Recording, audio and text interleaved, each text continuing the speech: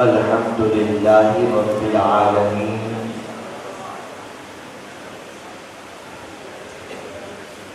والعاقبۃ للمتقین والصلاة والسلام علی سید الانبیاء والمرسلین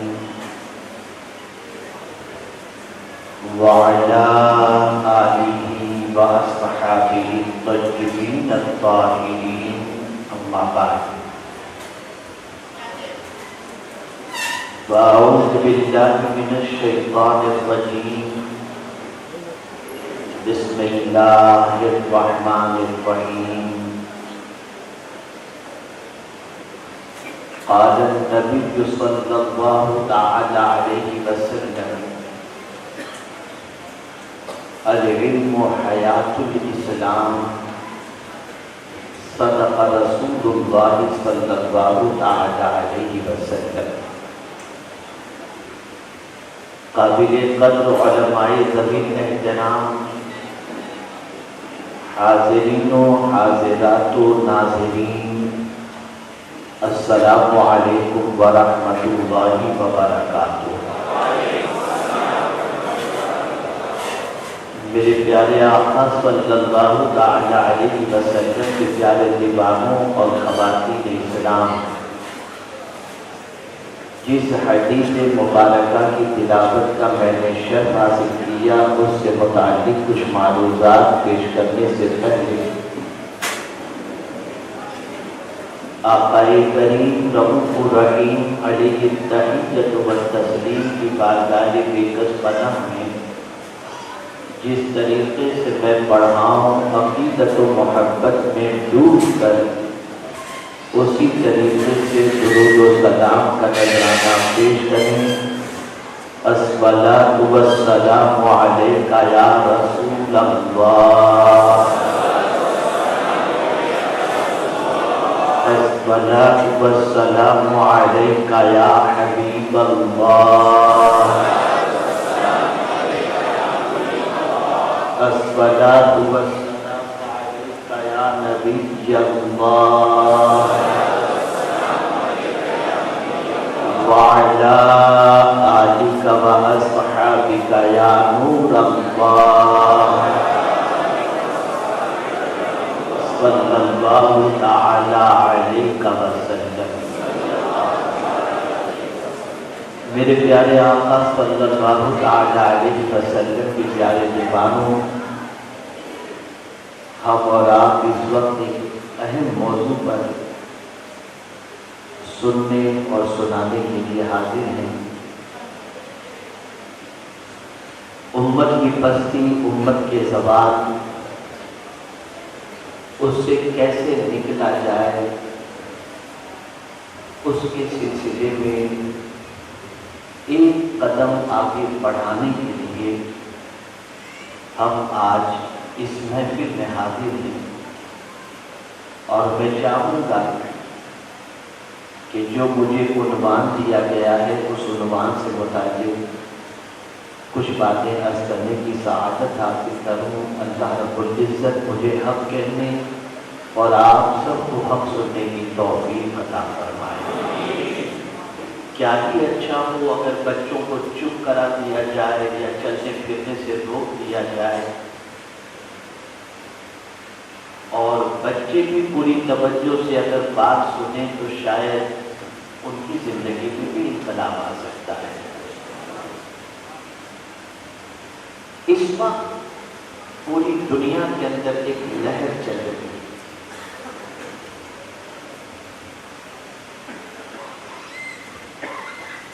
اور وہ لہر یہ ہے کہ کب تیسری عالمی جنگ شروع ہو جائے۔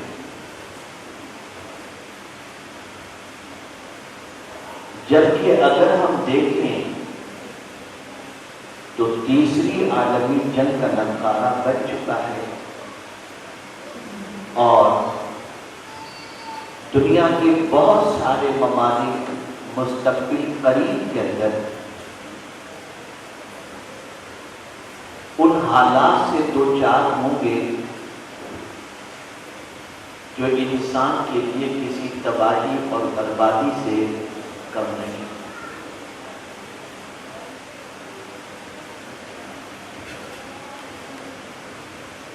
بد سے بدتر حالات کی طرف اس وقت دنیا جا رہی ہے، اور ہر طاقتور کمزور کو نگلنے کی کوشش کر رہا ہے۔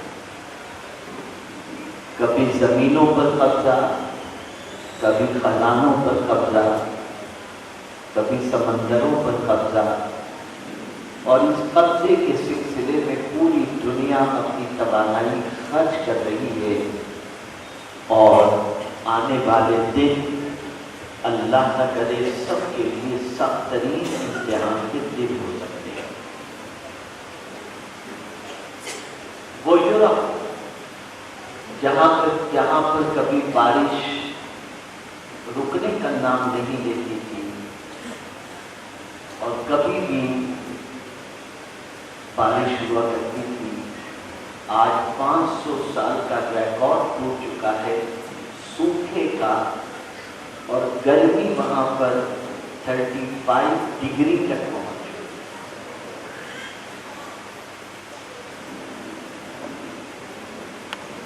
ہم مسلمانوں کا حال اتنا بدتر ہے اور اتنا بدتر ہے کہ آپ محسوس کر سکتے ہوں گے یہ جو پروگرام چل رہا ہے تو ڈسپلین ہی سے سمجھ میں آ رہا ہوگا، کوئی یوں جھانک رہا ہے، کوئی وہاں جھانک رہا ہے، کوئی کیا کر رہا ہے۔ اس سے ہماری جہالت سامنے کھل کر کے آ رہا ہے۔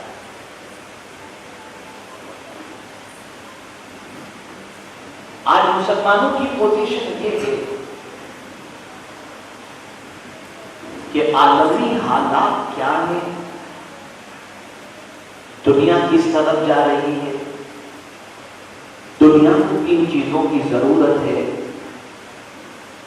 مسلمان کس طریقے سے ترقی کر سکتا ہے، مسلمان کس راستے پر چل کر دنیا کو تباہی سے بچا سکتا ہے، یہ آج سوچنے کا بھی وقت ہے۔ اور ایسی سوچ بنے گی کیسے جب ہم ہوں گے انگوٹھا چھاپ، جب ہمارا سرکل گالی گلوچ والا ہو،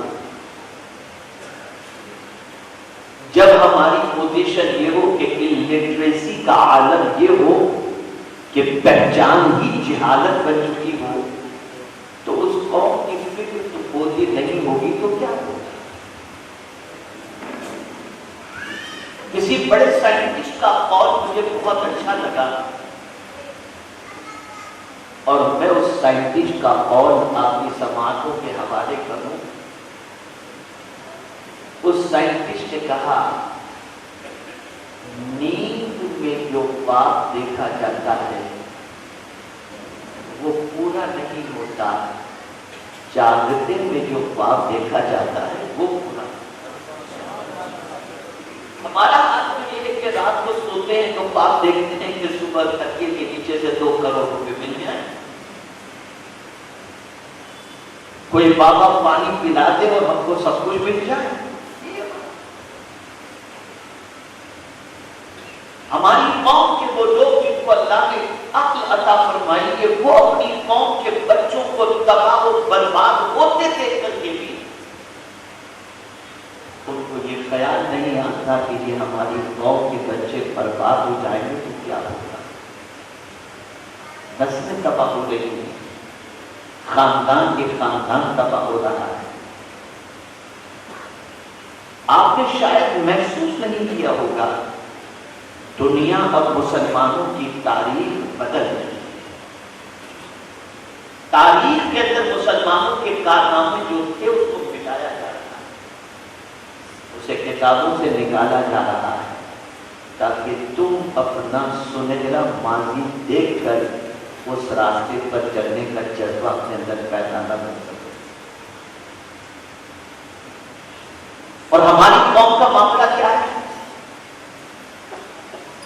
اپنے ماضی کے بارے میں کچھ جانتی، جب اپنے نبی کا کلمہ پڑھتی ہے، نبی کے بارے میں کچھ نہیں جانتی، دین کے بارے میں کچھ نہیں جانتی، تو ماضی کے بارے میں کیا جانتی؟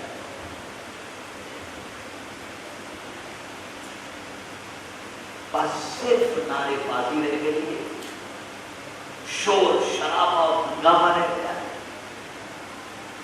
مجھ جیسا کم پڑھا لکھا آئے ہٹو بھاگو چپتا چیزی بس سمجھتے ہیں یہی ساری چیزیں عقیدت میں رہ گئی. اس کے علاوہ کچھ نہیں. گٹکھا کھانا، تمباکو منہ پہ ڈال کر کے رکھنا، سگریٹ پینا، حقے پینا، رات بھر گندی پکچریں دیکھنا، چلم چلی شور شرابہ کرنا، یہی ہماری پہچان ہے. لیکن میں اپنی قوم سے کل مایوس تھا، نہ آج مایوس ہوں. آج بھی ہماری قوم کے ایسے بہت سارے جیالے موجود ہیں جن پر جتنا فخر کیا جائے اتنا کم ہے. تڑپ رہے ہیں اندر سے قوم کو اٹھانے کے لیے، تعلیم کے میدان میں جد و جہد کر رہے ہیں، مشقتیں برداشت کر رہے ہیں، دنیا کے سامنے ایک نمائندہ مسلم کی حیثیت سے آنے کی کوشش کر رہے ہیں. آپ ہی کے کرناٹک کا ایک بچہ جس کا نام اویس، اس نے ایک بڑا کارنامہ انجام دیا اور آج سیٹلائٹ کے سلسلے میں حکومت ہند کے ساتھ مل کر کے وہ کام کر رہا ہے، جس کی عمر صرف 22 سال.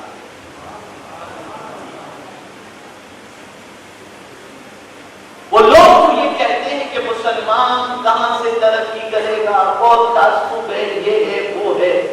میں اس کا 100% قائل نہیں. آج بھی قوم تعلیم یافتہ کی قدر کرنے کے لیے تیار ہے. میرا یہ جملہ زندگی بھر کے لیے محفوظ کر لو، یاد رکھیں، جو چیز نفع دیتی ہے نا آدمی اس کی حفاظت. جملہ یاد رکھیے گا، جو چیز نفع دیتی ہے آدمی اس کی حفاظت کرتا ہے، اور جو چیز نفع نہیں دیتی اسے کچرے کے ڈبے میں ڈال دیا جاتا ہے. اب نفع دینے والی چیز چھوٹی ہی کیوں نہ ہو، ہماری بہنیں موجود ہیں، وہ اچھی طریقے سے جانتی ہیں اور ان کی زندگی کے اندر یہ معاملہ ہمیشہ پیش آتا ہوگا. آپ گھر کی خاتون سے پوچھئے، کپڑا کہیں سے پھٹ گیا، سوئی دھاگے کی ضرورت ہے، بٹن ٹوٹ گیا، سوئی دھاگے کی ضرورت ہے. سوئی کی قیمت کتنی ہے؟ 1 روپے کی سوئی ہے، یہ مارکیٹ میں. آدمی یہ سوچے جب ضرورت پڑے گی خرید کے لے کر کے آئیں گے، ایسا نہیں. بلکہ خاتون کو آپ کہیں میرا بٹن ٹوٹ گیا ہے، ذرا بٹن کو لگا دو، تو اسے معلوم ہوتا ہے کہ اس نے سوئی دھاگا کہاں رکھا ہے. وہ اڑتی ہے سوئی دھاگا، 1 روپے کی قیمت کی سوئی، لیکن محفوظ مقام پر رکھتی ہے اس لیے کہ یہ سوئی نفع پہنچاتی ہے. جو چیز نفع پہنچاتی ہے اس کی حفاظت کی جاتی ہے، اور جو چیز نفع نہیں پہنچاتی اسے راستے سے ہٹا دیا جاتا ہے. جب تک مسلمان پوری دنیا کو نفع پہنچاتے تھے مسلمان کامیاب تھے، اور جب مسلمان زمین کے لیے بوجھ بن گئے، نہ اپنی اولاد کو نفع پہنچا سکتے ہیں، نہ خاندان کو، نہ قوم کو، تو اب اس قوم کی کوئی اہمیت نہیں.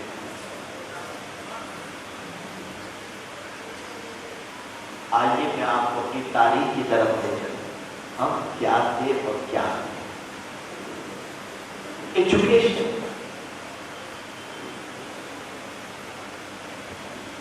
آپ کو معلوم ہے تنہا بغداد مقدس کے اندر 30 یونیورسٹی. کتنی؟ اور یہ جان کر آپ کو حیرت ہوگی کہ بہت سارے ممالک کے دیگر مذاہب کے بچے ان اسلامک یونیورسٹی کے اندر ایجوکیشن حاصل کرنے کے لیے آتے اور اپنے علم کی پیاس کو بجھاتے. آئیے میں ایک واقعہ آپ کو سناؤں تاکہ آپ محسوس کر سکیں۔ فرانس سے ایک نوجوان بغداد کی سرزمین پر پہنچتا ہے۔ کس ارادے سے پہنچا؟ ایجوکیشن کے ارادے سے، کہ میں یونیورسٹی کا جائزہ لوں، تعلیمی معیار کا جائزہ لوں، تاکہ مجھے پتہ چلے کہ مجھے کس یونیورسٹی میں ایڈمیشن دینا ہے۔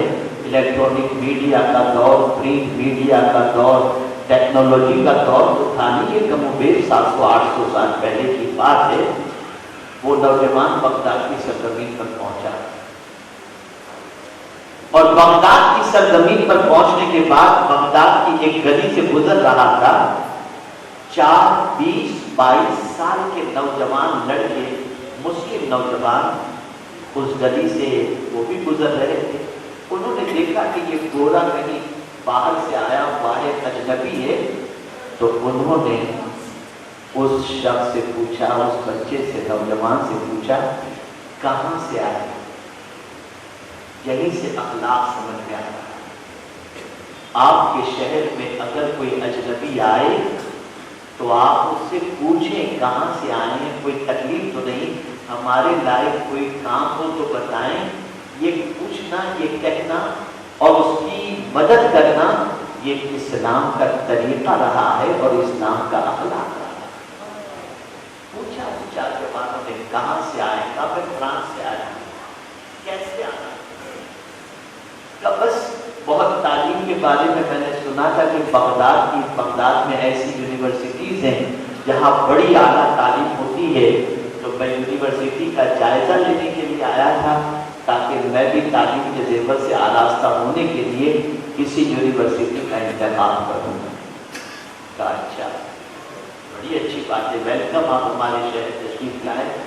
اب اس کے بعد وہ فرانس کے نوجوان کے دل میں خیال پیدا ہوا کہ یہ قریب میں گھومنے والے نوجوانوں، اور سے سننا، بچوں تم بھی سننا،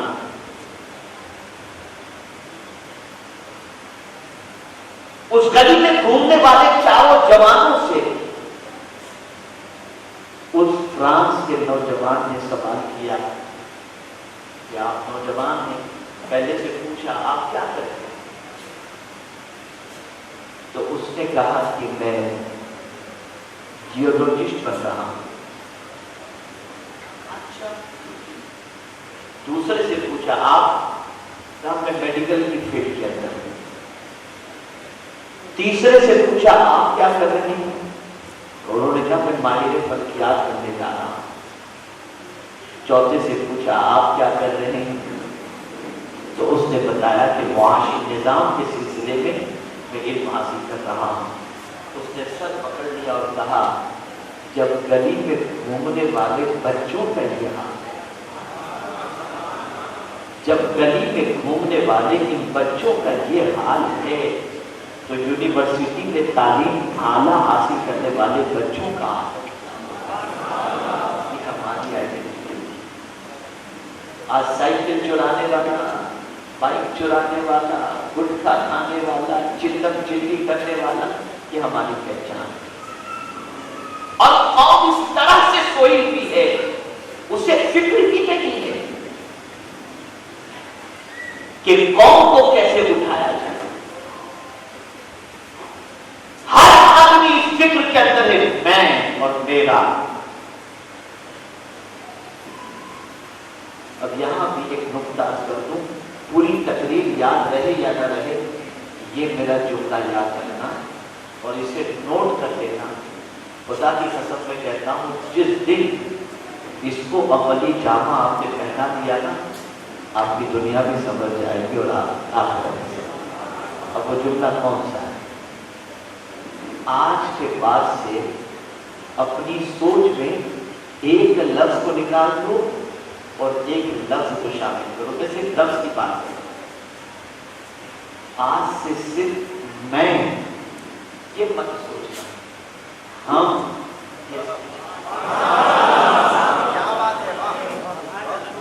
میں مت سوچنا، ہم سوچنا۔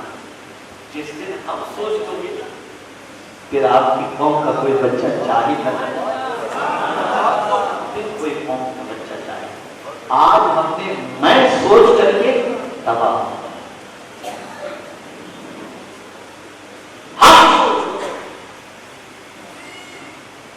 ہم سوچ میرے پیارے آقا صلی اللہ تعالی علیہ وسلم کے پیارے دیوانوں، اسلام کو اگر زندہ رکھنا ہے تو آپ کو ایجوکیشن کی فیلڈ کے اندر کام کرنا پڑے گا، خود کو بھی تعلیم حاصل کرنے کی طرف آمادہ کرنا پڑے گا، اور اپنی قوم کے بچوں کے لیے تعلیم گاہوں کا انتظام اور تعلیم یافتہ لوگوں کے لیے ضروری ہے کہ جو جہالت کی وادیوں کے اندر ہماری قوم کے لوگ بھٹک رہے ہیں انہیں اس وادی سے نکال کر علم کی شاخا پر نامزد کرنے کی کوشش کریں۔ آج علم بہت ضروری ہے، ہر دور میں ضروری رہا، لیکن آج کے دور میں بھی بنا ضروری ہے۔ بغیر علم کے آپ آگے نہیں بڑھ سکتے، بغیر ایجوکیشن کے آپ دنیا میں مقام حاصل نہیں کر سکتے، بغیر تعلیم کے اندر آپ اپنی ذات کو منوا نہیں سکتے، بغیر تعلیم کے آپ دنیا کے اندر عزت والی زندگی نہیں گزار سکتے۔ یہ آج پوری دنیا کا سب سے بڑا جو ہے وہ بہت دنیا کی سب سے بڑی آج کے دور کی ضرورت ہے، اس ضرورت کو پورا کرنا آپ کی ذمہ داری ہے۔ غریب نواز کو دیکھیں، 15 سال کی عمر، کتنے سال کی؟ 15 سال کی، اپنی والدہ سے کہتے ہیں میں علم حاصل کرنا چاہتا ہوں اور علم حاصل کرنے کے لیے سمرقند اور بخارا جانا چاہتا ہوں۔ توجہ چاہوں گا، وہ خواجہ صاحب کے نام کی چھٹی کی نیازیں کھاتے ہو نا، کھاؤ، انکار نہیں کرو، انکار نہیں، ذرا خواجہ کی زندگی بھی تو ہو جائے، یہ بھی تو ماں کی اجازت دیتے ہیں، ماں مجھے اجازت دے میں سمرقند اور بخارا علم حاصل کرنے کے لیے جاؤں، عمر صرف 15 سال۔ کیا آج جیسی سڑک، کیا اس زمانے میں 900 سال 800 850 سال پہلے آج جیسے ویکل تھے؟ آج آپ کو کہیں جانا ہو تو راستوں میں ہوٹلز ملیں گے، اس زمانے میں ہوٹلیں تھیں؟ آپ کو چند قدم پر آپ پہنچے تو آپ کو پانی مل جائے گا، چائے مل جائے گی، کھانا مل جائے گا، سب کچھ مل جائے گا۔ کیا اس زمانے میں یہ ساری چیزیں تھیں؟ کیا سواری کے لیے بہترین کار تھی، فلائٹ تھے، ساری چیزیں تھیں؟ قربان جائیے سلطان الدین غریب نواز علیہ رحمت و بدرسماں کچی سڑکوں پر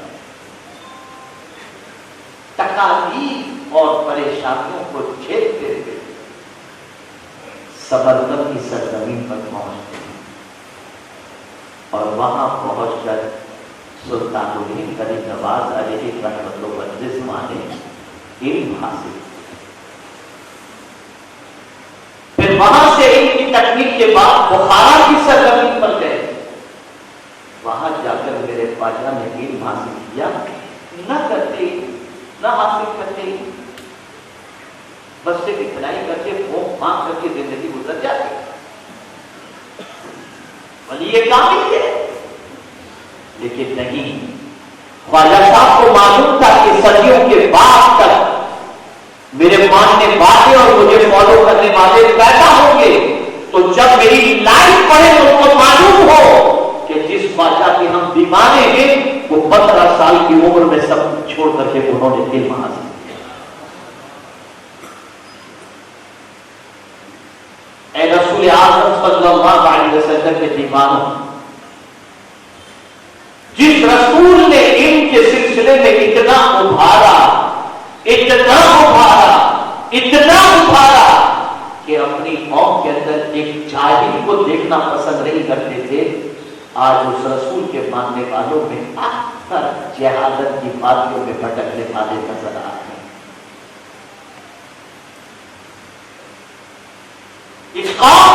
زوال کا سب سے بڑا سبب جہالت ہے، اور بھی اسباب ہیں لیکن پہلا سبب جہالت۔ نہ ہمارے پاس کوئی پلاننگ ہے، نہ ایجوکیشن کے سلسلے میں ہماری کوششیں۔ اور میں نے مشورہ دیا، بنیاد میں پروگرام تھا، ایک مسجد کے ٹرسٹی حضرات تشریف لائے اور بیٹھے تھے، ہم لوگ گفتگو کر رہے تھے، تو میں نے انہیں مشورہ دیا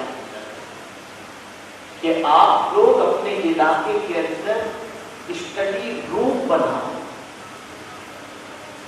وہ ماں باپ جو گھر میں فائٹ کرتے رہتے ہیں اور ان کا بچہ ایجوکیشن حاصل کرنا چاہتا ہے، اور گھر پہنچنے کے بعد ماں باپ کے جھگڑوں کی وجہ سے اور بہنوں کی ٹی وی کے دیکھنے کی وجہ سے وہ تعلیم صحیح طور پر حاصل نہیں کر سکتا، وہ بچہ اسٹڈی روم کے اندر جائے گا، لائبریری بنی ہوگی، اسٹڈی روم ہوگا، بیٹھ کر 2-4 بچے وہاں پر اسٹڈی کریں گے، ڈسکشن کریں گے، اور وہیں سے اس کو علم کی دولت بھی نصیب ہوگی۔ وہاں کسی پروفیسر کو بٹھا دیا جائے جو بچوں کے پرابلم کا سولوشن نکالتے جائیں۔ اس طرح سے ہمارے بچوں کی تعلیم کا انتظام ہو سکتا ہے۔ مساجد کے اندر لائبریری قائم کرو، نماز پڑھنے کے لیے آنے والے آئیں تو باہر کھڑے رہ کر گپ شپ کرنے کی بجائے مسجد میں چلے جائیں، جو مسجد کی لائبریری ہو، وہاں بیٹھ کر دین حاصل کریں، علم پڑھیں، کتابوں کا مطالعہ کریں۔ میں آپ کو بتاؤں، پوری دنیا کا سفر اللہ نے کرنے کی سعادت، میکسیمم دنیا کے علاقوں میں یہ سفر کے لیے اللہ نے سعادت عطا فرمائی ہے۔ خون کے آنسو ہوتا ہوں کبھی،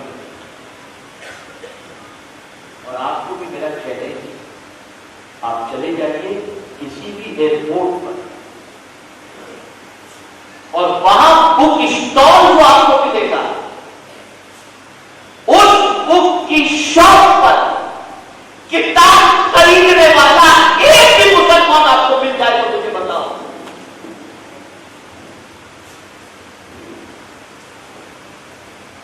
اللہ ماشاء اللہ، کون کتابیں خرید رہا ہے؟ غیر خرید رہے ہیں۔ کون اپنا ٹائم کتابوں کے استعمال اور مطالعے میں خرچ کرتا ہے؟ کون کرتے ہیں؟ ہمارے تو گیم کھیلتے ہیں۔ ہمارا حال تو یہ ہے کہ واٹس ایپ پر چیٹنگ کے اندر اور فیس بک پر اپنا فیس دکھانے کے اندر، کپڑے دکھانے کے اندر، انسٹاگرام کے اندر بزی ہو کر ہم نے اپنی پوری زندگی تباہ کر دی، برباد کر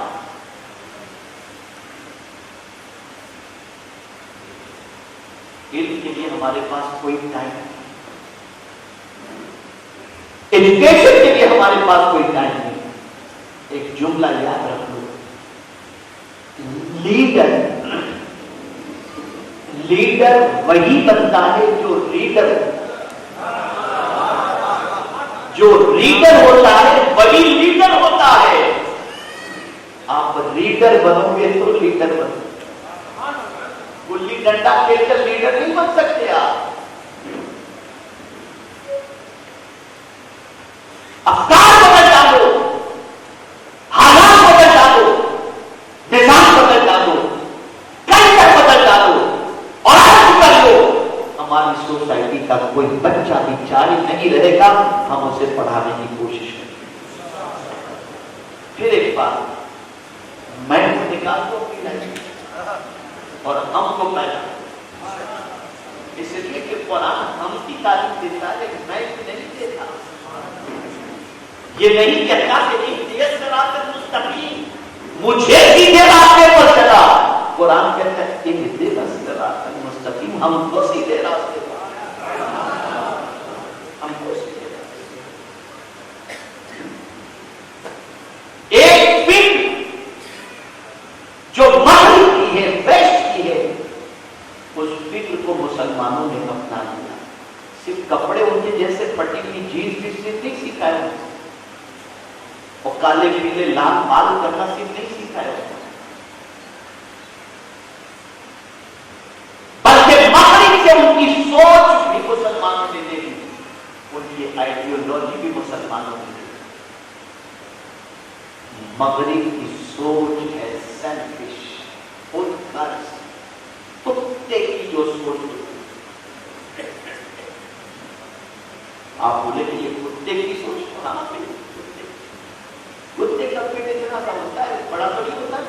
جواب دیجیے آپ، اتنا سا ہوتا ہے. اس کے سامنے بھینس مری بھی پڑی ہو،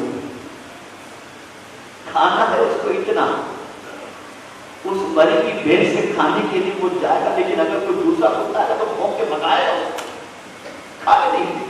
جب تو اس کا پیٹ اتنا تو کھانے کے لیے چاہیے. یہ خود کا اتنا خود گرد ہوتا ہے کہ کسی کو کھانے نہیں. یہی سوچ. لیکن مدینے کے تاجدار کی سوچ کیا ہے؟ خود غرضی نہیں ہے، ایثار ہے، قربانی ہے. دوسروں کو بھوکا رہ کر دوسروں کو کھلانا یہ مدنی سوچ ہے. سب کا کھا جانا اور ٹکا بھی نہ لینا یہ سوچ نہیں ہے. لیکن ہم دیکھنا، ہم تو دیکھتے ہیں ہیرو کیا کر رہا ہے، فلاں کیا کر رہا ہے، فلاں لگے آرام. کہاں ہے ہماری قوم؟ ذرا دیکھو آپ، کہاں کھڑی ہے ہماری قوم؟ کہیں سے ہماری قوم کے لوگوں کے اندر، بچوں کے اندر کوئی ایسی چیز نظر آتی ہے جسے دیکھ کر خوشی محسوس ہو؟ اللہ ماشاءاللہ. تو یہ نہیں کہتا، بہت سارے پڑھ رہے ہیں. آج بھی تعلیم یافتہ نوجوانوں کا ایک گروپ آیا تھا مغرب کے بعد، اصل کے بعد شاید ملاقات نہیں ہوئی، خوشی پڑھ رہے. تو میرے پیارے آقا صلی اللہ علیہ وسلم کے پیارے دیوانوں، علم کی طرف پیش قدمی کرو، علم حاصل بھی کرو اور دوسروں کی علمی ضرورت پوری کرنے کے لیے جد و جہد بھی کرو. اور صرف دنیاوی علم حاصل نہ کرو ورنہ سلمان رشدی جیسے بن جاؤ. دین کا علم بھی حاصل کرو. اگر دین کا علم تم نے حاصل کیا اور دنیا کا علم تم نے حاصل کیا تو نہ عورتوں میں کوئی تسلیمہ تسلیم پیدا ہوگی اور نہ مردوں میں کوئی سلمان رشدی پیدا ہوگی. دین کا علم بھی حاصل کرو. دین کا علم دہشت گردی نہیں سکھاتا. دین تو آیا ہی ہے دہشت گردی کے خاتمے کے لیے. رسول اعظم صلی اللہ علیہ وسلم نے سب سے پہلے دہشت گردی کا خاتمہ کیا. جو باپ اپنی بچیوں کو زمین میں زندہ دفن کرتے تھے، ان باپوں کو بچیوں کے سر پر ہاتھ پھیرنے کا سلیقہ مدینے کے تاجدار نے عطا فرمایا. دین کا علم بھی حاصل کرو. دنیا میں بڑی معذرت کے ساتھ، بڑی معذرت کے ساتھ قوم اتنی بے حس ہو چکی ہے، اللہ ماشاءاللہ میں سب کی بات نہیں کرتا، اتنی بے حس ہو چکی ہے کہ بسا اوقات کوئی فکری گفتگو ہو جاتی ہے تو بعد میں کچھ کہتے ہیں کیا مولانا نے بتایا ہے، اپنوں کو اس کو عملی جامہ پہننا چاہیے بس. اور پھر وہی زندگی کی جو روٹین ہوتی ہے نا، اسی طریقے سے چلتے رہتے ہیں جیسے تھے ویسے. ارے یار سب وہ ایسا کرتا ہے، ایسا ماحول ہے، یہ سب دھاندلی ہے، یہ سب دھاندلی ہے. کبھی ایسا ہوتا ہے کہ ایک کے سمجھ آنے کی بنیاد پر پوری قوم سمجھ جایا کرتی ہے، اور کبھی ایک کے بگڑنے کی بنیاد پر پوری قوم بگڑ جایا کرتی ہے. مسلمانوں ہوش میں آؤ. ٹیکنالوجی کا دور ہے، ماڈرن ٹیکنالوجی کا دور ہے. اسپیس پر کنٹرول ہو رہا ہے، زمانہ بڑی تیزی سے آگے بڑھ رہا ہے. کہیں تم دنیا میں پیچھے نہ رہ جاؤ، اس کے لیے تمہیں محنت کرنی ہوگی، مشقت کرنی ہوگی، ایجوکیشن کے لیے آگے نکلنا پڑے گا. اور کب تک ایجوکیشن حاصل کرنا ہے؟ یاد رکھیے گا، آپ کہیں گے کہ یار اب میں 80 سال کا ہو گیا، کیا ایجوکیشن حاصل ہے؟ تو ایجوکیشن ہی ایسی چیز ہے. نماز کے لیے عمر کی قید ہے. عمر سے مراد عاقل ہونا، بالغ ہونا. اگر کوئی بالغ نہیں تو اس پر نماز بولیے فرض نہیں. روزے کے لیے اگر عاقل نہیں ہے، بالغ نہیں ہے تو روزہ فرض، نماز فرض نہیں، روزہ فرض نہیں، زکات کا مسئلہ دیکھ لیجیے، صاحب نصاب ہو، حج کے لیے صاحب استطاعت ہو، تو کنڈیشن ہے، کہیں مال کی کنڈیشن، کہیں ایج کی کنڈیشن ہے یا نہیں؟ جواب دیجیے، ہے نا؟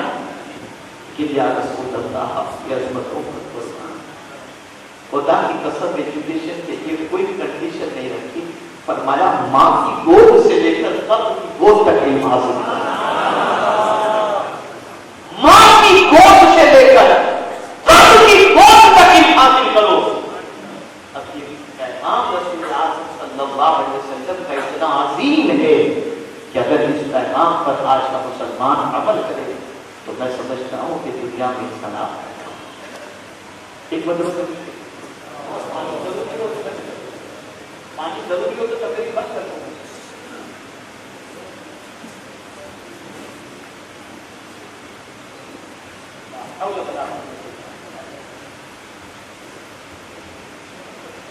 میں اکثر مجھے ٹوکنا پڑتا ہے اور لوگ کہتے ہیں کہ حضرت آپ جلال میں آ جاتے، میں یہاں آپریشن کر رہا ہوں اور پھر پانی لے لے، اتنی اس حد تک ہماری قوم ہو کہ سینس نہیں ہو اس کو۔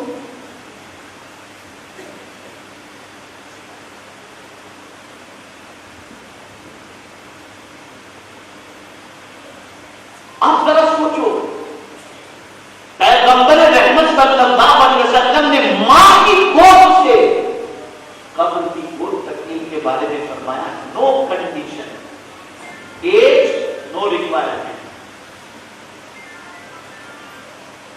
پیسہ نو ریکوائرمنٹ، سب چیزیں کوئی کنڈیشن نہیں، ماں کی گود سے لے کر قبر کی گود تک علم حاصل کرو۔ تو جو ماں کی گود کی بات نہیں ہوتی، اب سے باپ اگر دیندار ہو نا تو دین گھر کے دروازے تک پہنچتا ہے، باپ اگر دیندار ہے تو دین گھر کے دروازے تک پہنچتا ہے، اور ماں اگر دیندار ہے تو دین نسلوں تک پہنچتا ہے۔ اسی لیے حضور نے ماں کی گود کی بات کی، وہ صرف دودھ نہیں پلاتی، وہ اپنی عادتوں کو منتقل کرتی ہے۔ اگر یہ بات نہ ہوتی تو غوث پاک 17 پارے کے حافظ ماں کے پیٹ سے پیدا کیسے ہوتے؟ ماں کی تلاوت کی جس نے غوث پاک کو 17 پارے کا حافظ پیدا کیا۔ کہاں ہے ہماری مائیں؟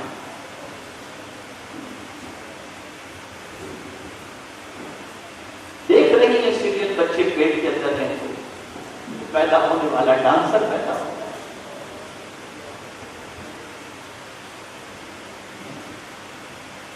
کوئی سوچ نہیں، کوئی فکر نہیں، کوئی پلان نہیں، بس جانور کی طرح کھاؤ پیو جیو، بس ختم۔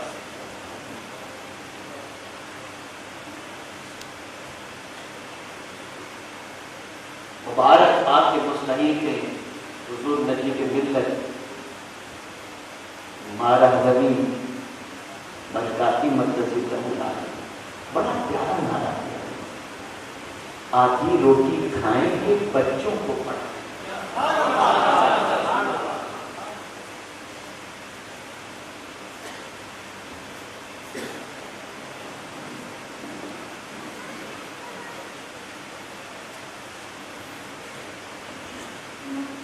آپ اندازہ لگائیں، کوئی سوچ نہیں، کوئی فکر نہیں، کوئی پلان نہیں، کوئی منصوبہ بندی نہیں، بس اٹھے جیسے جی رہے۔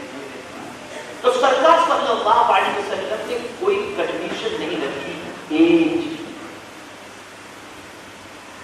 مجھے کئی لوگوں سے سابقہ پڑتا ہے، میں پرائیویٹ میں بھی سمجھاتا ہوں، موٹیویٹ کرنے کی کوشش کرتا ہوں، دل و دماغ کو تھوڑا سا کچرا جو دل و دماغ میں ہوتا ہے وہ کلین کرنے کی بھی کوشش کرتا ہوں کہ کوئی بات بیٹھ جائے اس لالچ پر۔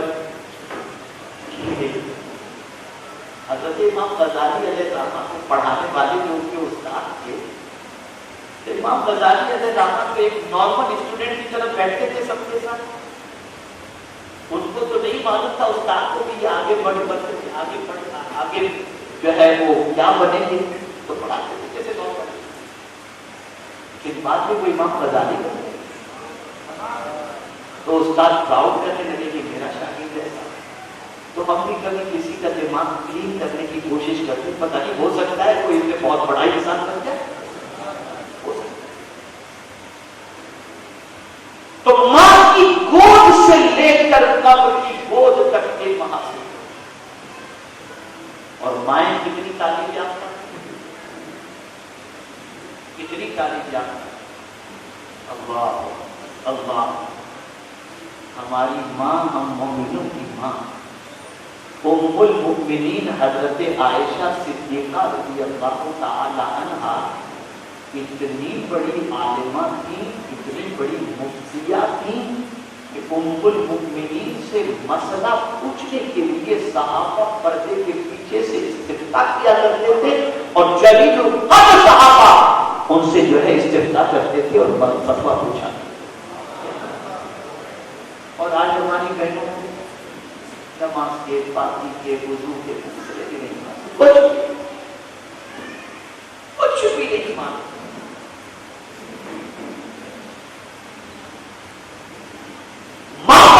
ہوگی دینی اعتبار سے بھی اور دنیاوی اعتبار سے بھی تو نسلوں کو تعلیم کی طرف لے جائے گی اور ان کی نسلیں کامیاب ہیں.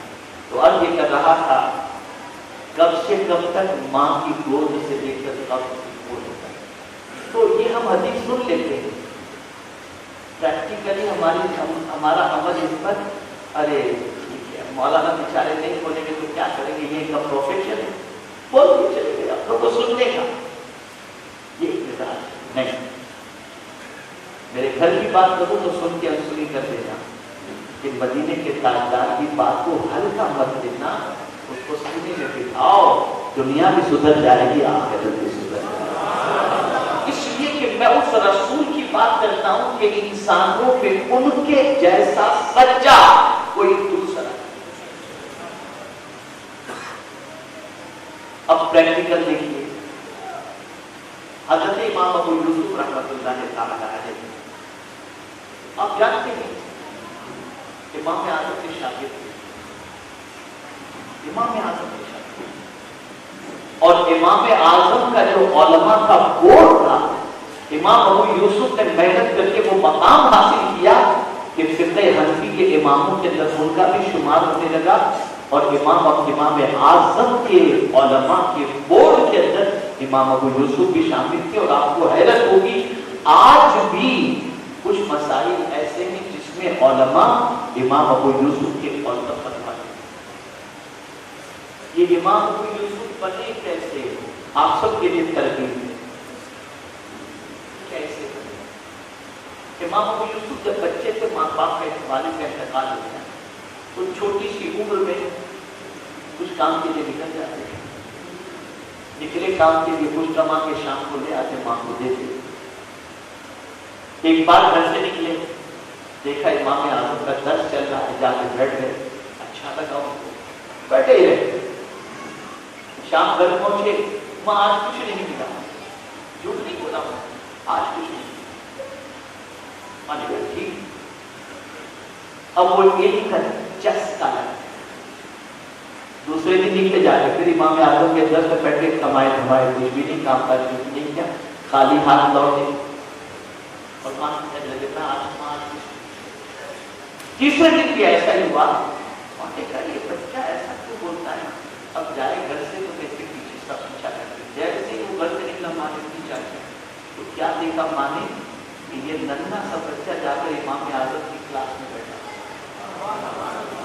اب امام اعظم پر فرض پڑی ہو, تم میرے بچے کی زندگی سے کھیل رہے, تم کو کیا کمی ہے, میرے گھر میں اس کی کمائی سے چولہا جلتا ہے اور تم اپنے یہاں بٹھا کر اس کو بگاڑ رہے ہو.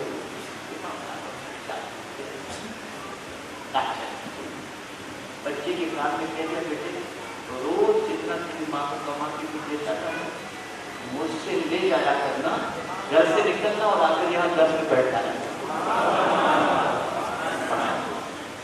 اس کے گھر کی ذمہ داری.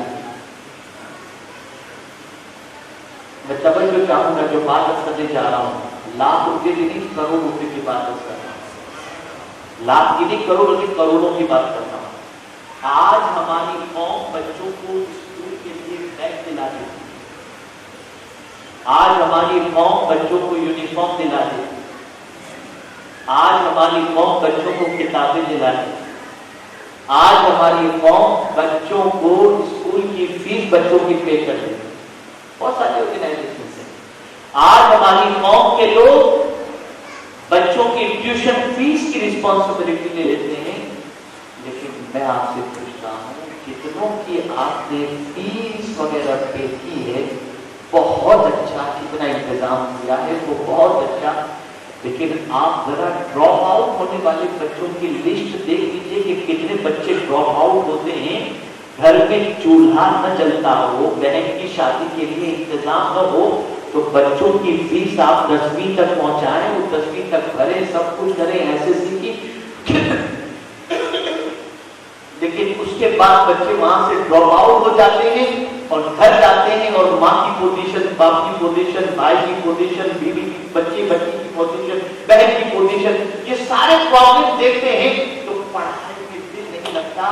امام اعظم نے منصوبہ بتا دیا کہ سنو، صرف ابو یوسف کی ذمہ داری نہیں، اس کے گھر کے خرچ کی ذمہ داری بھی لے لو تاکہ یہ بچہ پڑھ سکے۔ تو اگر اللہ نے تمہیں نوازا ہے تو ان پڑھنے والے بچوں کے گھر کی ذمہ داری بھی اٹھا دو اور بچے کو ٹینشن لیس کر دو۔ تلاش کرو ایسے ذہین بچوں کو اور ایسے ٹیلنٹ بچوں کو جو بچے پڑھ کر کچھ بن سکتے ہیں، اور ان کے گھر کی رسپانسبلٹی لے لو۔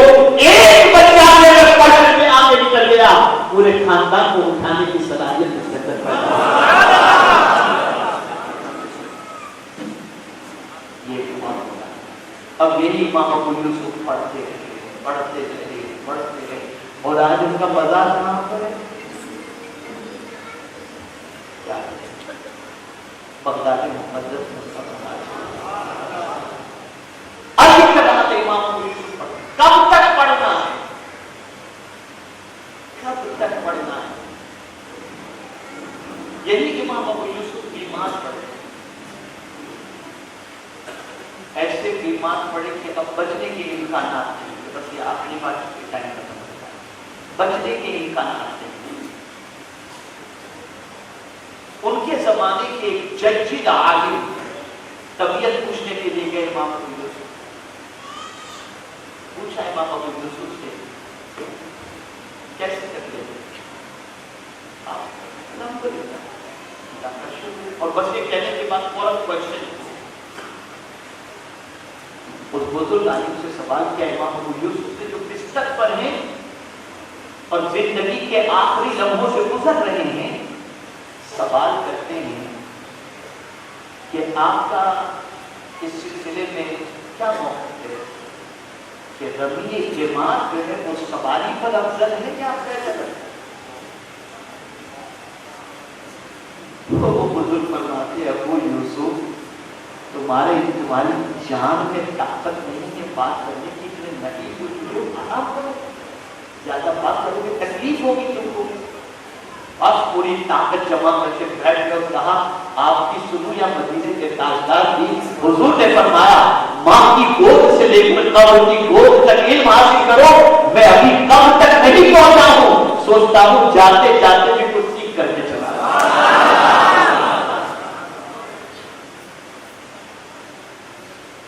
یہ علم کا جذبہ تھا، تب ہمارے چرچے اسلام کی محبت، اسلام کا حسن، مسلمانوں کی محبت لوگوں کے دلوں میں تھی۔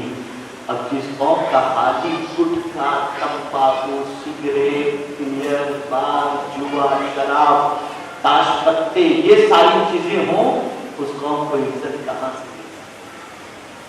لیکن میں مایوس نہیں ہوں، پھر میں کہتا ہوں میں آج بھی مایوس نہیں، میں آج بھی اپنی قوم سے امید رکھتا ہوں کہ کسی ایک کا بھی ضمیر زندہ ہو گیا وہ پوری قوم کو جگانے کے لیے کافی ہو جائے۔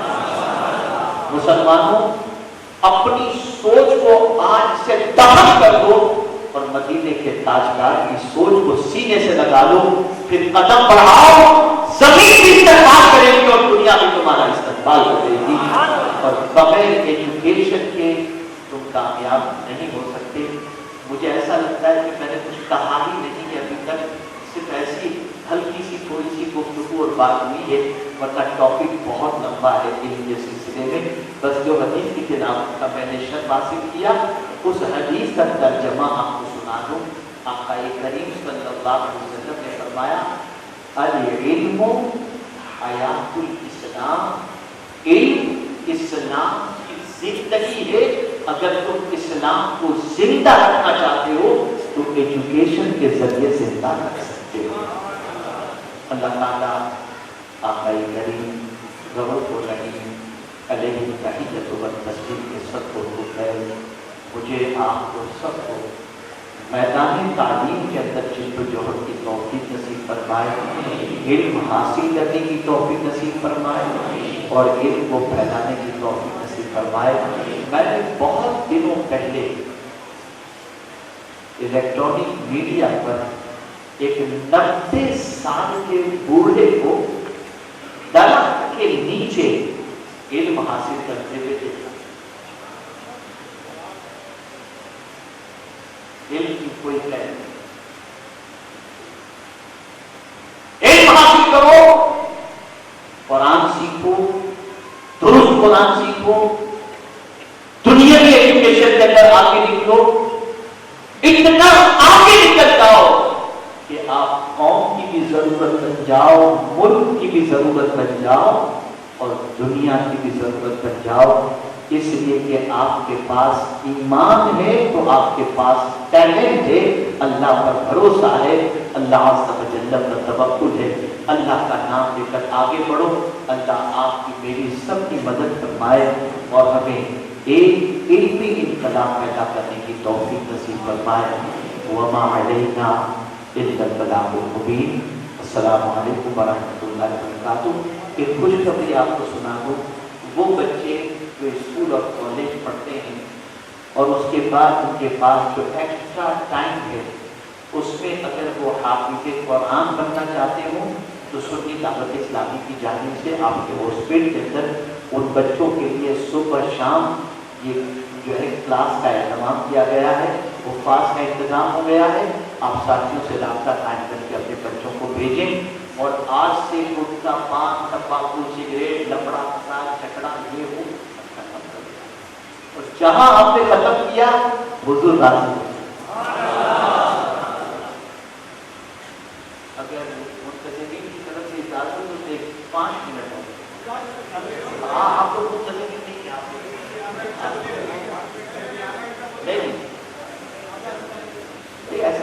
ایسا نہیں آپ سب کب بولیں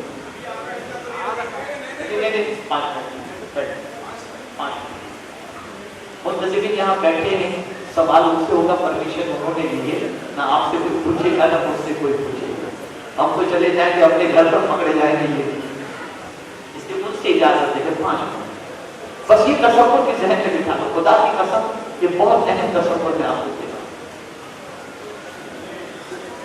سنیے۔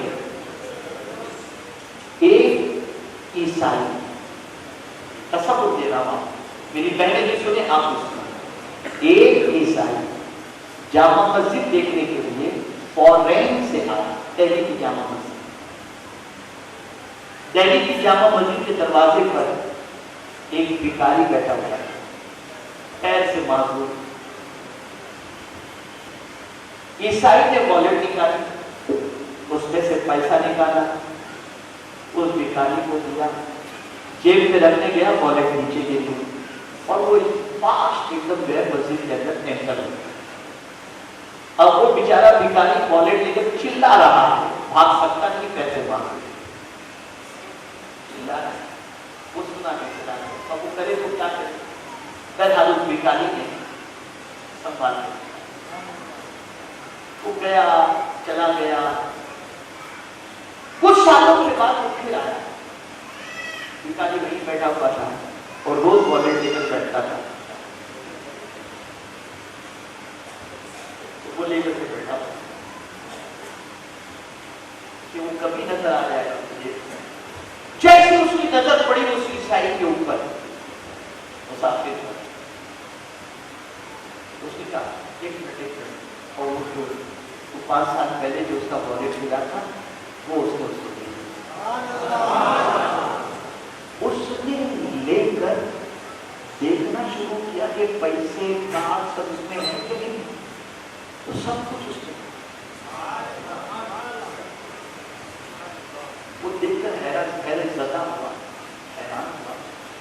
और उस भिखारी के साथ गाइड था, गाइड को बोला कि भिखारी से पूछ, भीख मांग रहा है, इतना गरीब है, और ये जो करेंसीज के अंदर थी इससे तो इसका बहुत बड़ा काम हो जाता है, लेकिन ये अभी तक संभाल कर क्यों रखा, संभाल। अब उसका जवाब, उसने कहा एक तसव्वुर, क्या चीज, तवज्जो जाओ, क्या चीज, एक तसव्वुर ने मुझे संभाल कर रखने पर मजबूर किया, और वो तसव्वुर ये था कि जब मेरा ये वॉलेट तेरा तू चला गया, मैं उठा, हमारा तो अकीदा है अंबिया जिंदा है, हमारा अकीदा है अंबिया जिंदा है, तो शायद हजरत ईसा अलैहिस्सलाम हुजूर सल्लल्लाहु अलैहि वसल्लम से कहते हैं कि मेरा मानने वाला है, ये आपका मानने वाला है, तो हुजूर सल्लल्लाहु अलैहि वसल्लम का मेरे उम्मती होने की हैसियत से मैंने संभाल के रखा कि जब ये आएगा तो दे दूंगा। तो जब आज ये आया और मैं इसको दिया हूँ, तो मेरा दिल कह रहा है कि आज हुजूर हजरत ईसा से फरमाते होंगे, ये है मेरा उम्मती।